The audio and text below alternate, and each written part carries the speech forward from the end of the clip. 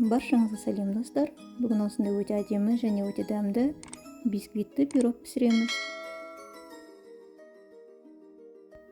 Бөлме температурасындағы 3 жұмыртқаға 100 грамм қантты қосып, массамыз ағарып, 2 есе ұлғайғанша миксерлейміз.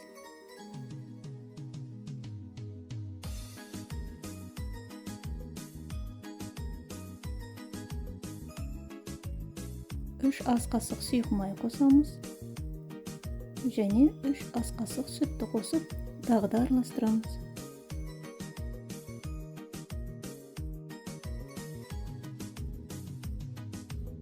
Осы массамызға 100 грамм қойылтылған сүт қосамыз.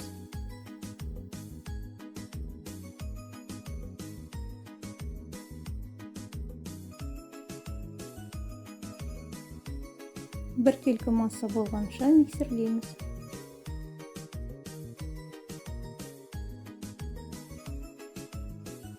Жүз 50 грамм ұнымызға 1 шай қасық қопсытқышты қосып, електен өткізіп массамызға енгіземіз.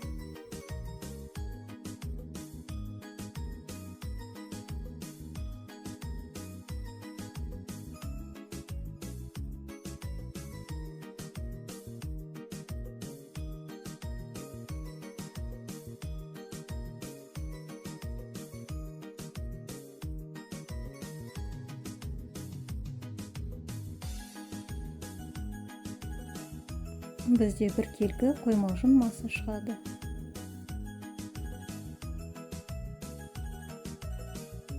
Дайын болған массамызды формаға құйып пісіреміз. Мендегі форманың диаметрі 21 см.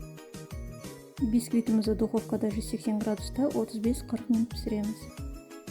Мінекей достар, бізде өте биік және жұмсақ бисквит шықты. Енді осы бисквиттің бетін өз қалауымыз бойынша әрлейміз. Мен бетіне қойылтылған сүтті жағып, құлпына және грек жаңғағымен әсемдедім. Достар, каналымда көптеген торттардың, пирогтардың, ыстық тағамдардың, салаттардың видео рецептері жүктелген. Каналыма тіркелуді ұмытпаңыздар.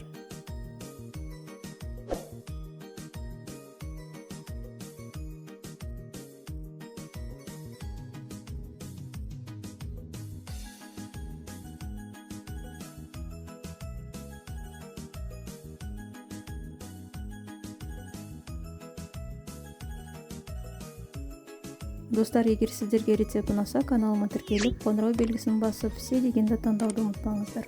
Сонымен қатар лайк басып кетіңіздер, және де басқа да әлеуметтік желілерде осы видеоның ссылкасымен бөлісе кетіңіздер.